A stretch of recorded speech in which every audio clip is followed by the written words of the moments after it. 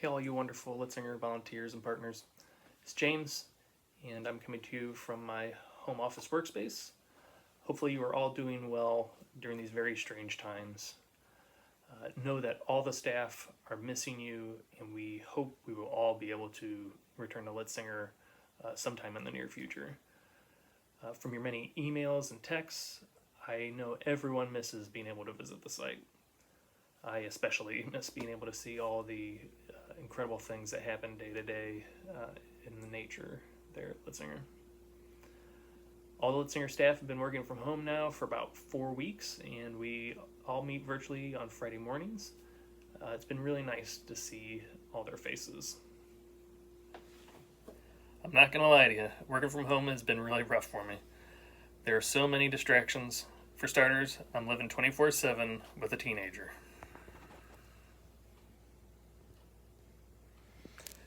And it's so nice outside. I can't help myself but go outside and investigate.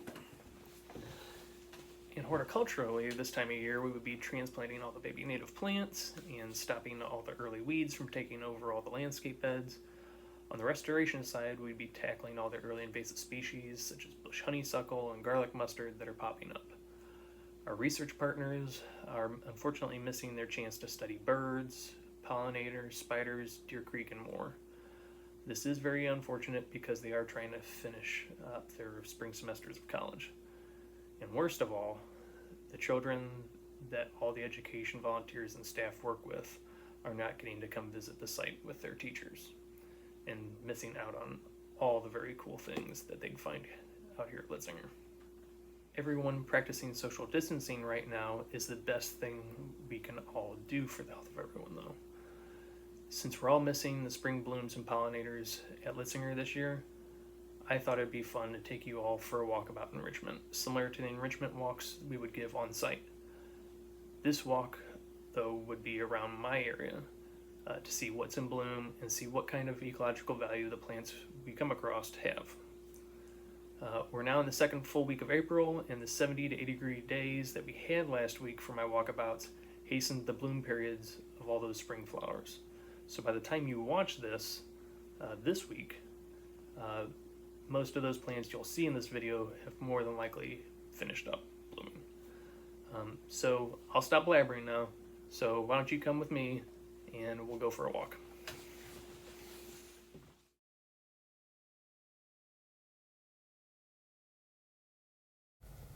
And we'll start the walk in my yard.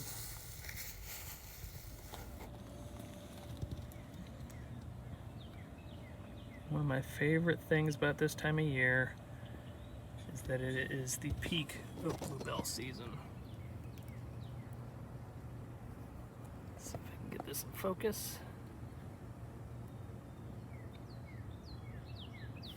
Such an incredibly important early season pollinator plant for many of our native bees and butterflies that awake this early, especially our queen bumblebees, which are coming, just waking up from their winter hibernation. And just these plants shine in our bottomland woodlands at Litzinger and Shaw Nature Reserve, and even here in my backyard, and I've even know a couple spots nearby that have some good shows.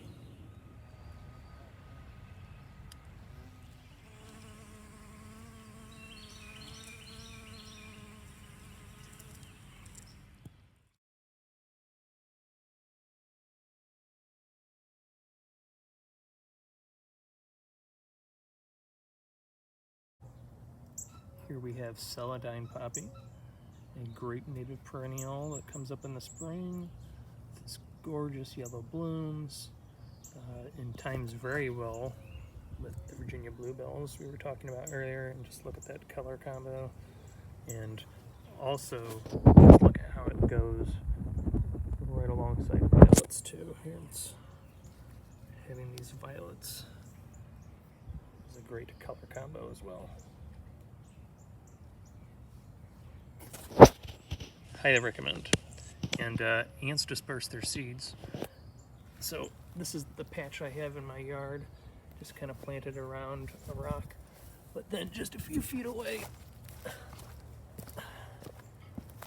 ants have moved it to the base of my tree, my black cherry tree, in quite a few different spots. Pretty happy about that. Here's another great woodland perennial. It's blooming right now, our native Jacob's Ladder. Some gorgeous little blooms, and times out quite well with Sonine Poppy too, and a great color combo there. You can see, growing in very similar habitats in a woodland garden. Both great pollinator plants. The shrub Forsythia is just finishing up blooming with its yellow blooms. Very traditional horticultural plant. You'll see in so many people's yards. But yeah, so mine is just finishing up, and two of the native replacements that I typically recommend to people that are also yellow and bloom at the same time are also finishing up. And that's aromatic sumac and spice bush, which I'll show you two little clips of right here. Here we see aromatic sumac with the many pollinators it supports so early in the season.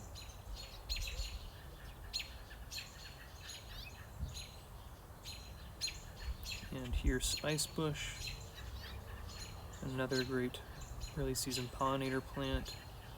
Both of these are great replacements for Forsythia, but unfortunately you would have missed seeing them this season at Litzinger. One more native early season yellow blooming native shrub to replace Forsythia is golden currant. Here is golden currant, Ribes odoratum. It is just this fantastic native shrub with early yellow blooms, incredibly fragrant. That's why I have it here planted right next to my patio, so I can sit out here and enjoy it in early spring. Fragrance just fills the air right around this shrub and on the patio. It's also the earliest native plant I've seen queen bumblebees on when they've been waking up. They have these long tubular flowers that the long tongues of the bumblebees can get down into. Highly recommend the shrub. It can get like a bit of an odd shape to it because it has these just canes that come up and arch over. So you do need to do a little bit of maintenance pruning on it to keep it in a nice shape. Highly recommend.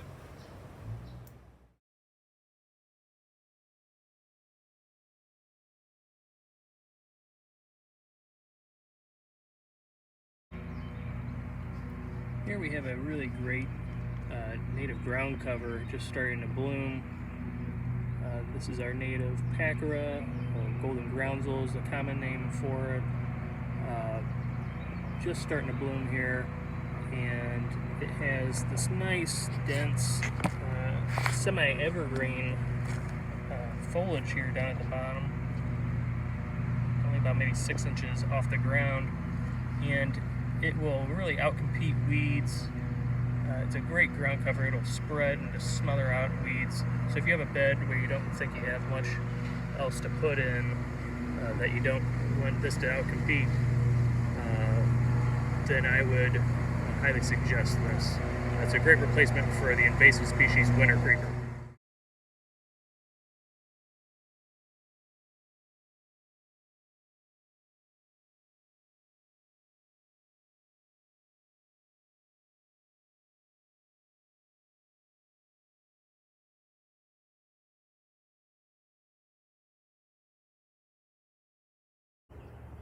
Well, this one's not a very showy bloom, but our oaks are flowering right now, and if you're starting to see that buildup of a yellowish dust on your car and other surfaces outside, is because in the last couple of days the oaks have started blooming, and as great of wildlife food sources as oaks are, there is one negative side effect to us humans, and that is that many of us do have pretty horrible spring allergies due to their pollen, myself included. But that does not deter me from loving oaks very passionately.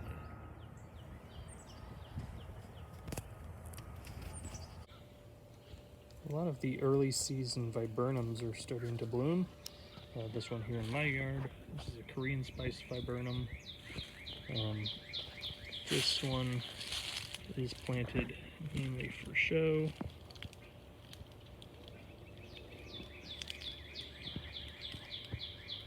And also for its fragrance. This thing, oh man, I wish I could share the smell through the video with you. But as you can see, not a lot of action going on here.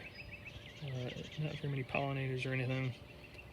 About the only thing I've really ever seen on here was an occasional painted lady butterfly and a carpenter bee. Not a lot is able to use these flowers, but like I said, this one is mainly for show and for that wonderful fragrance. But there's many other viburnums that you might be seeing starting to bloom right about now. Well, I really wish I would have came out and shown you my serviceberry flowers this past weekend. They were in full bloom, but these 80-degree temperature days have really knocked the heck out of my serviceberry and really quickened the pace of their bloom period here. And they were just covered with pollinators, but as you can see, the petals have all fallen off. But I know a spot that still has some serviceberry in bloom, so we'll go check those out next.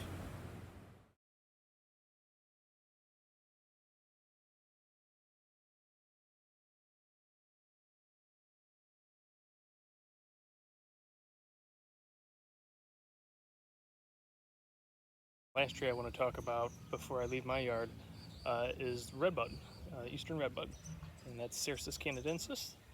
It's a fantastic pollinator plant, incredibly important for so many of our early pollinators, and I can't recommend this tree enough.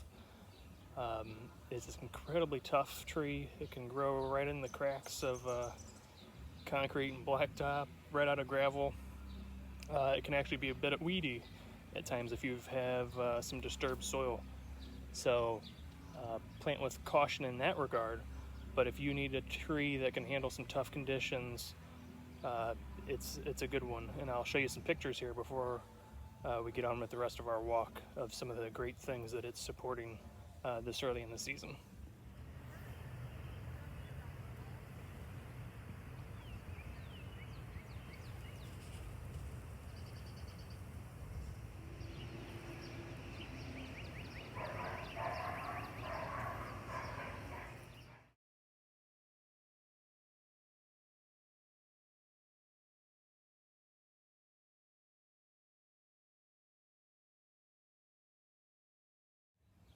All right, well, let's get on with our walk, shall we?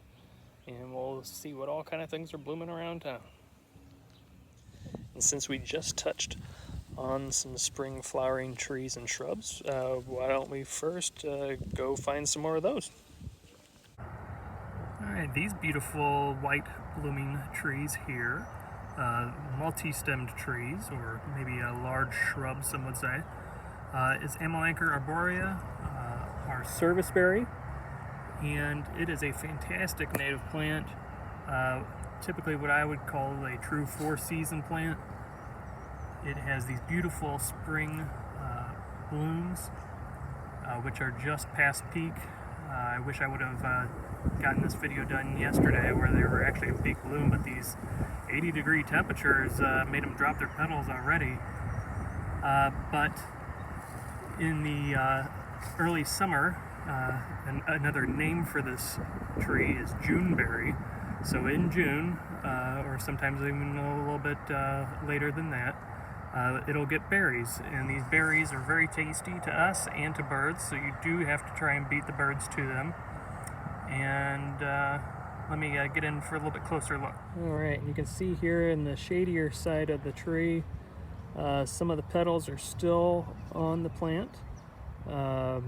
It is very unusual to have these 80-degree temperatures in April, especially this early in April, and that's just a part of our changing climate currently. I was at a conference recently where the state climatologist talked about how the state of Missouri is really trending towards a longer, warmer growing season. And I really wish I could have gotten out yesterday and taken this video for you, because you can see the direct effects of this changing climate. Yesterday there was bumblebee queens, cellophane bees, mining bees, sweat bees, all kinds of stuff pollinating this plant. And there's just none of that happening today because the flowers are all done. Which is going to be a negative impact for both the tree and the pollinators. All right here we're doing a little bit of parking lot botany. The parking lot is quite empty, except for some guys mowing some grass and blowing some leaves. But this tree behind me that's in bloom is an invasive species. It's calorie pear, but it's heavily planted in parking lots and office complexes and neighborhoods because it's got this great egg shape that people love, and it's not really too pleasant standing here by it. It smells pretty awful, and it's finishing up its bloom. It's past its peak. It would have been just this cloud of white behind me before, hence why it's so popular, having this big white egg-shaped tree. And not a lot pollinating it. There are some native bees on it. I haven't seen them actually pollinating the flowers, but I've seen a lot of male Andrena bees. So those are our mining bees, just flying around it looking for a mate. They're probably going to be hard pressed because I don't think any of the female Andrenas are actually using this. I have seen some European honeybees on it, and that's about it really. And I really stress to people whenever I can to talk about this tree, to really promote, removing these trees, not promote planting them, and do what you can. Pass the word along. The Conservation Department's got lots of great literature on it. Missouri Prairie Foundation's Missouri Invasive Plant Task Force website has got a lot of great information. So please go take a look there for more information on this invasive species that far too many people have planted in the St. Louis area.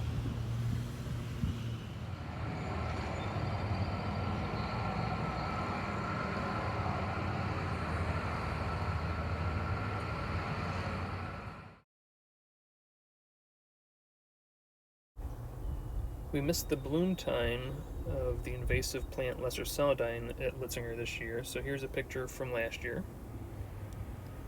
Here's Lesser Celandine without the blooms, so when it's just in foliage. And I just ripped up one of the plants here to show you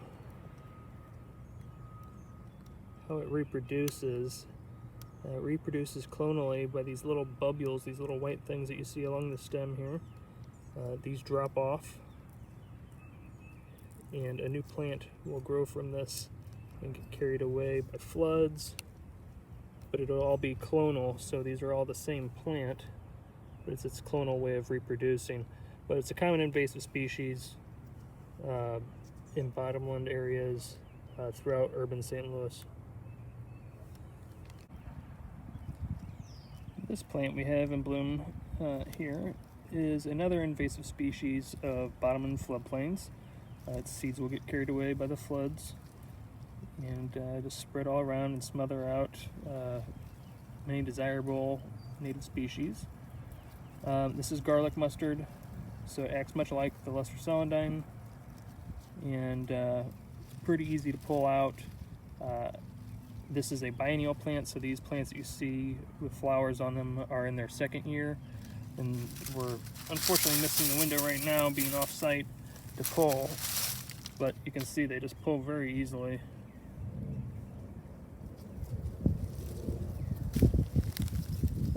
But they produce a ton of seeds. And so you'll just have to keep on pulling them for years to be able to stay on top of it. That one I lost the roots, so that one's gonna be back next year. Oop, found it. So that is one that you're really wanting to treat right now while you have the chance. So hopefully it's not in your yard, but if it's in your park nearby that you still have access to, you'll be doing everybody a favor by removing this plant.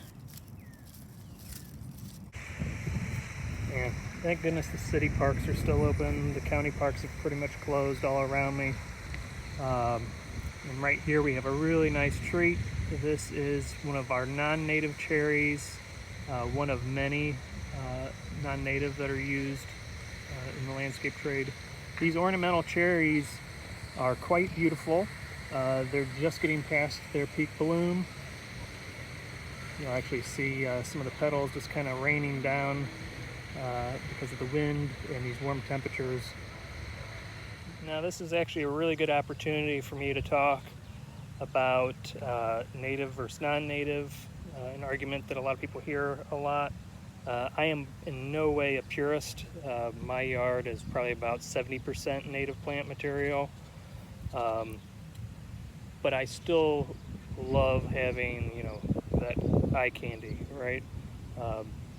These exotic plants that are just incredibly showy, like this cherry. If you were to watch these flowers, again, you'll probably see that maybe it's really just about the European honeybee that's pollinating this. Not many natives on it at all.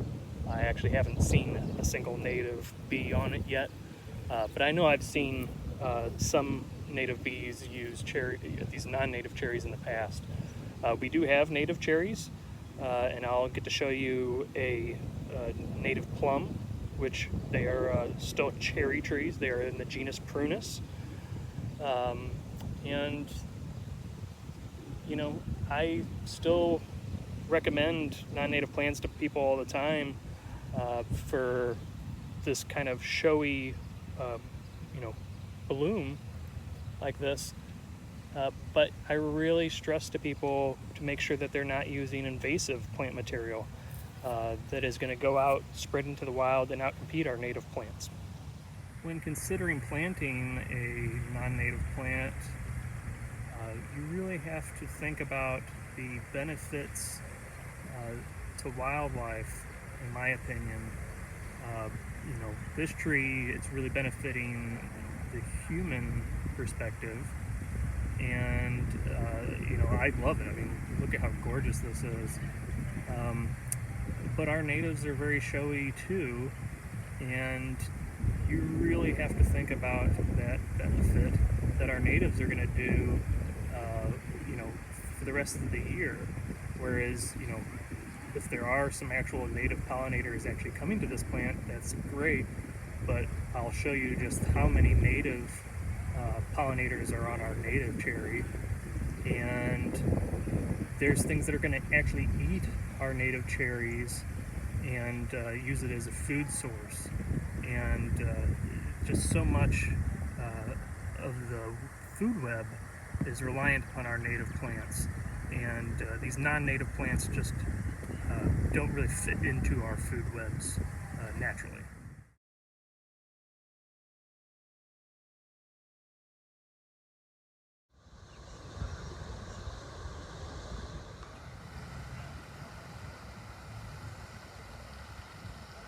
Thought I'd show you this that somebody left on a park bench here. A nice little message during these times, but also don't touch this rock. You never know who had their hands on it. And here we're looking at one of our native plums, another one of our early flowering trees, and it is a haven for early pollinators right now. just like a lot of the other trees and shrubs that we've been talking about.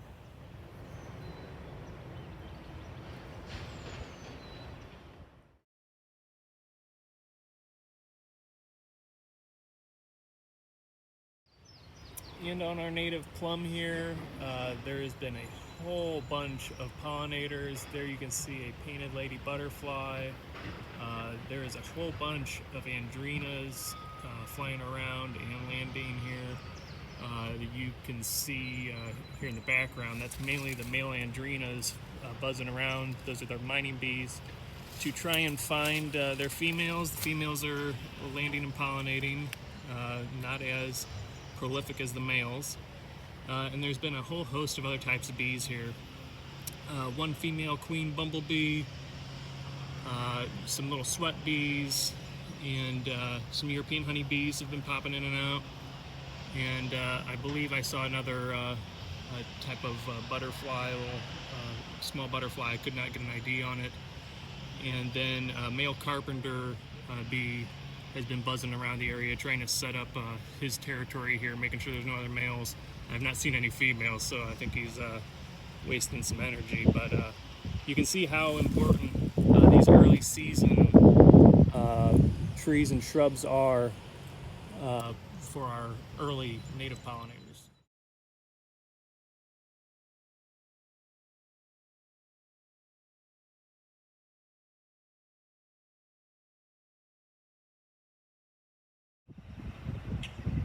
Here's another exotic ornamental cherry used quite commonly in the landscape trade.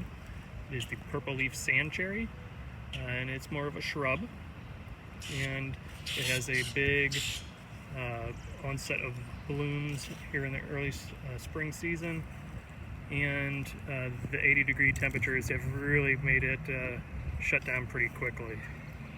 And here you can see exactly why this shrub is so popular to use in the landscape, and it is not really for the spring flower show like a lot of other ornamental cherries.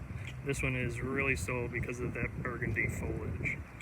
One unfortunate thing about this is, at least in the St. Louis area, it tends to not do too well once they get to be a little bit bigger and older in age.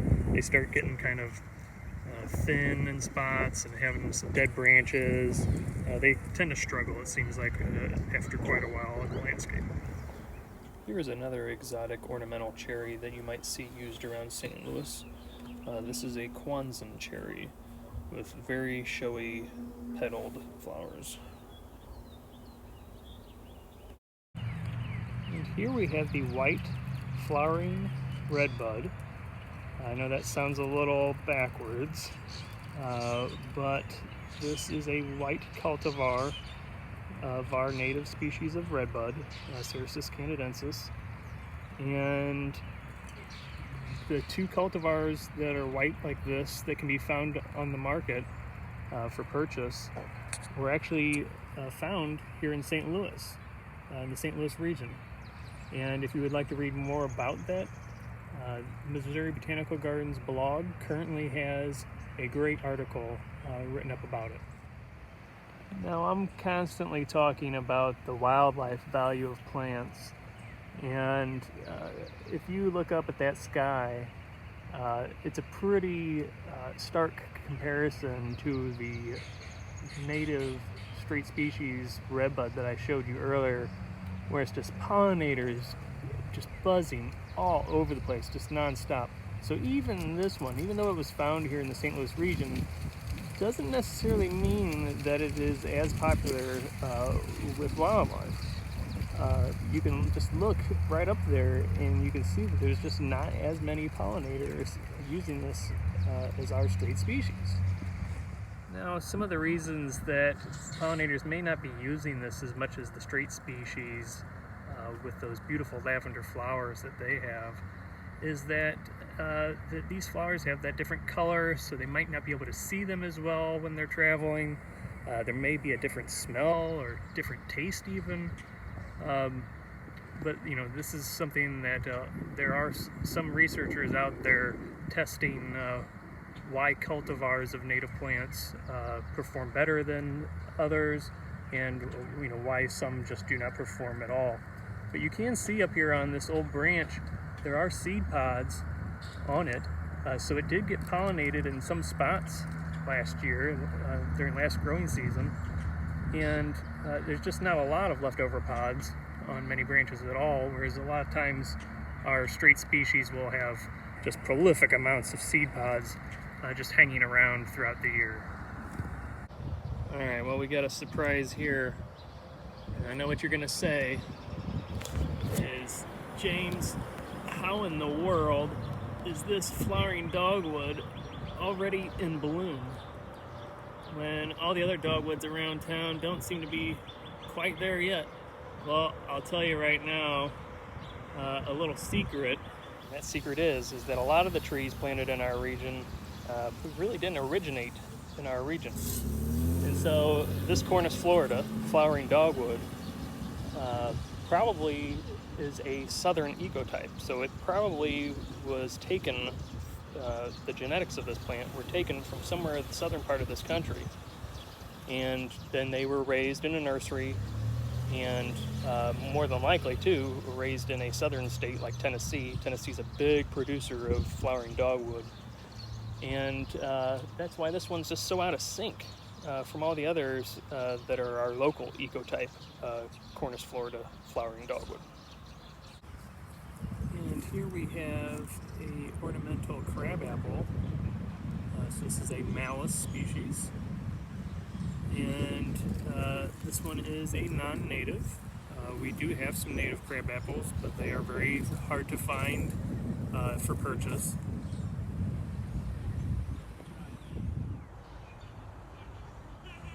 As you might guess, with this being a non-native species and with such prolific blooms, this does support the European honeybee quite well. I have not seen very many native pollinators on this after just a few minutes of observation, whereas some of our native crab apples support quite a lot. But again, it's going to be a hard time trying to find that for sale if you wanted to plant a native crab apple. And here is a white cultivar of the ornamental crab apples. And it actually has quite a few native pollinators on it. Now, our native species of crab apples do have their flowers are more typically white to a light pink. So this may explain why this is a little bit more attractive to the pollinators. And there is a wide variety of colors available of ornamental crab apples that you'll see planted all around St. Louis.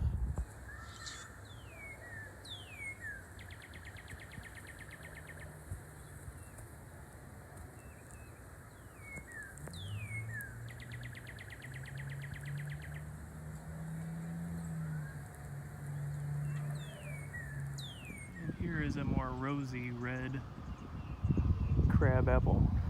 Probably one of the darker colors that you'll find.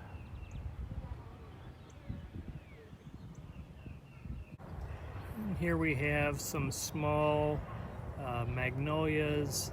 These are a non-native tree, but very showy and heavily planted in the human landscape, and just quite a remarkably large flower for a tree, hence its popularity in the landscape industry. Here's one with its flower fully open, so you can really get a sense of scale next to my hand here of how big these showy blooms are. Just goes to show you why it is so popular with people and has garnered so much popularity in the landscape trade. And you might notice in these videos too, while we're looking at this magnolia, you won't see a lot of pollinators on it. I haven't noticed anything on it the entire time I've been here. On other magnolias, I have seen carpenter bees and honeybees, beetles, and some very small little flies pollinating magnolias, but I'm not seeing any of that here on this magnolia.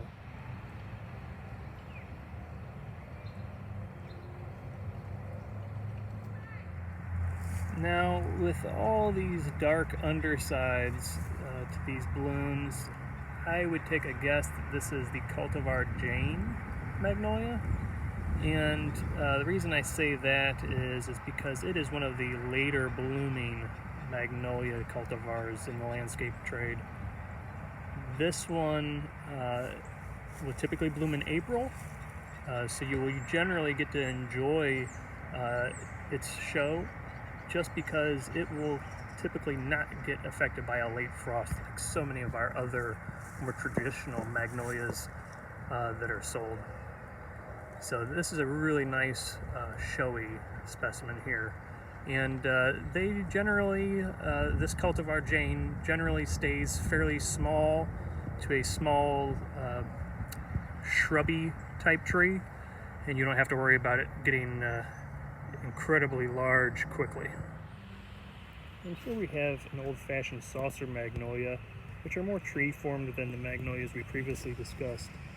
The Jane magnolia and the other magnolias in the Little Girl series, which are more shrub-like magnolias.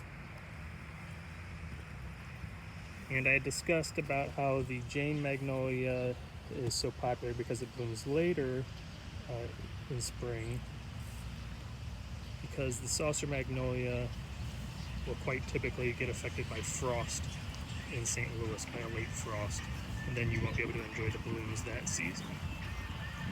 Here you can see that they are just about wrapping up and dropping all their petals, forming these gorgeous carpets of petals below the tree.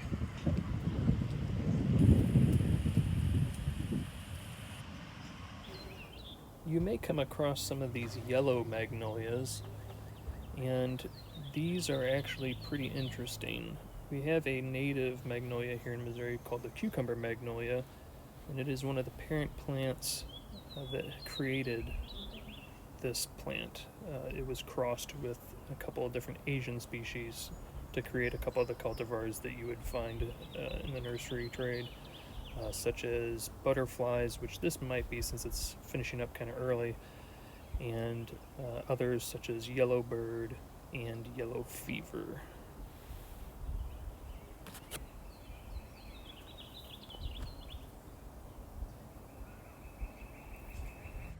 Here we have star magnolia. This is probably one of the other magnolias that you would see around St. Louis early in the spring. White blooms a lot earlier than many other magnolias, and so you can see here it is almost completely done and wrapped up this far along into April. Here's a shot of one flower still left hanging on. You can see it has these white flowers with longer, more narrow petals, more numerous amount of petals compared to the saucer magnolias. Daffodil season in St. Louis is starting to come to a close. These 80-degree temperatures have really put the nail in the coffin for most of the cultivars that grow in St. Louis. But here in Tower Grove Park, which is still open, hopefully for still quite a bit, we see one of the last cultivars that's still really fully in bloom. Really gorgeous show.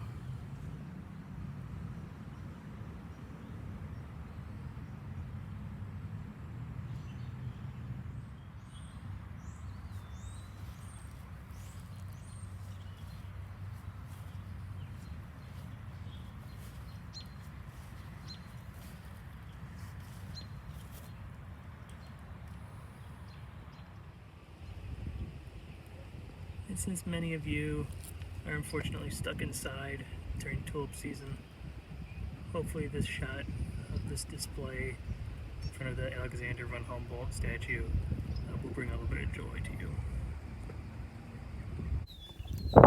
So if you've ever been on one of our phenology walks, you know I would be in a lot of trouble with Adam and Susan if I didn't mention lawn weeds. Now, many of our turf weeds are actually not native to America. And to start this off, let's look at dandelions. They get a lot of praise for being a good nectar and pollen source for early spring pollinators. Is there some truth to that? Should we be leaving them in our yards? In my own personal experience here in St. Louis, I've really never noticed honeybees, or European honeybees, which you see here, pollinating dandelions. But I have seen pictures of native bees on them before, but I've just not experienced this. Perhaps you have. If you've had any experience seeing native bees on dandelions, please let me know. Or if you have pictures, please send them.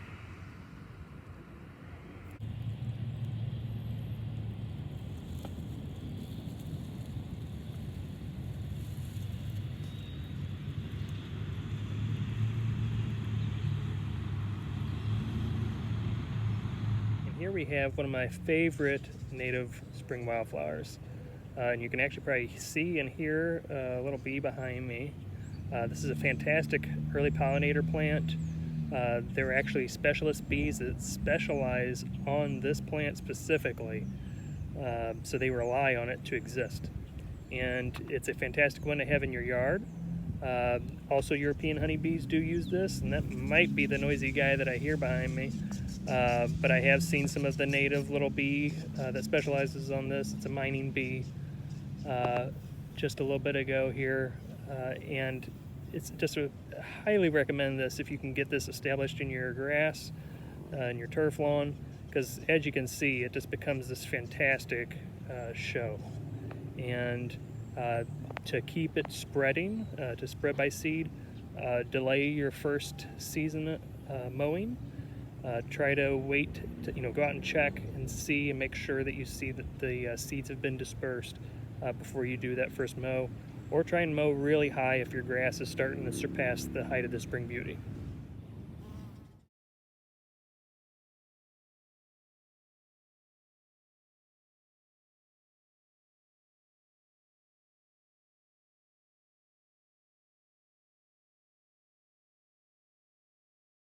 With the common yard violet, it is Viola sororia, and there's a lot of turmoil in the botany world right now over whether this is actually a native plant or if it's a different species from the sororia that we know to be native to Missouri.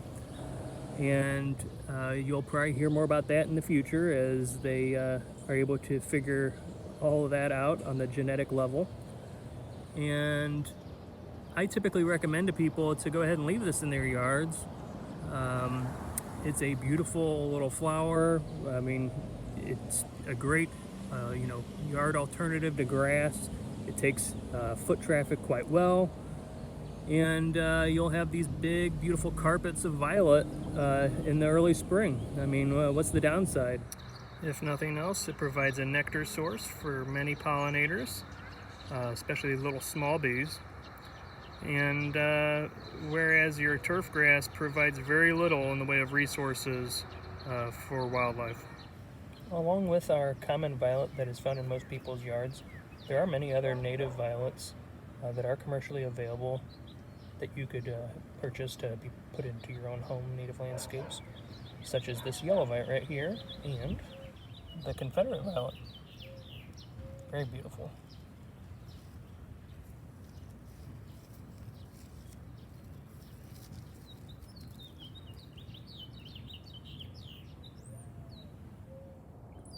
White violets and lavender violets.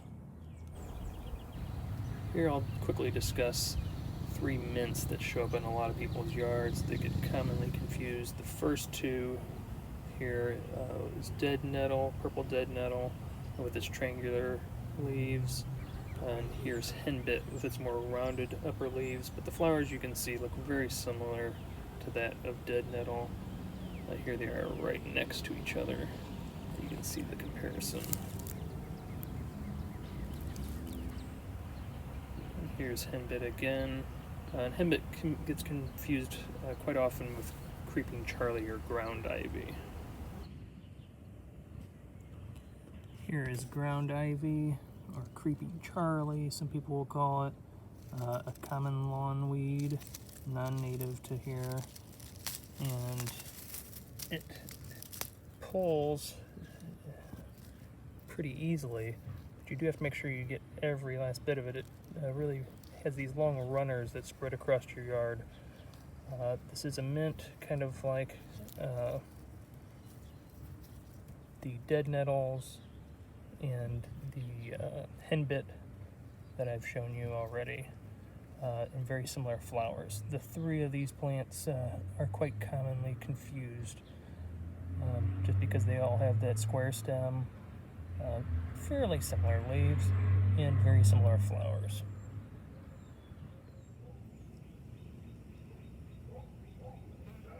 And here's something pretty interesting. It is a white blooming henbit. I have not seen this before. Alright, just 3 last lawn weeds here. Chickweed with the white flowers on the left, mock strawberry on the right there with the big yellow flower and its trifoliate leaves. And then those big broad trifoliate leaves in the center are the leaves of white clover, which is not yet currently in bloom. Alright, and with that, I'm going to say goodbye to you guys. Thanks for coming on a walk with me. But I'll leave you with some parting shots of some things that are about to be blooming and that you might see coming up in the next couple weeks, such as this non-native viburnum here behind me, Bregenz viburnum, along with some shots of our native red buckeye getting close to blooming, some of our other native viburnums, flowering quince, and some of the earliest azaleas. I'll give you a shot of that too, which really just the azalea season's about to start. So if the botanical garden opens up anytime soon, make sure you get to the azalea garden and check that out. But if not, keep an eye on their Facebook page for their live virtual tours of the garden, which will be showing the azaleas just so beautiful in bloom. All right, I'll see you guys soon.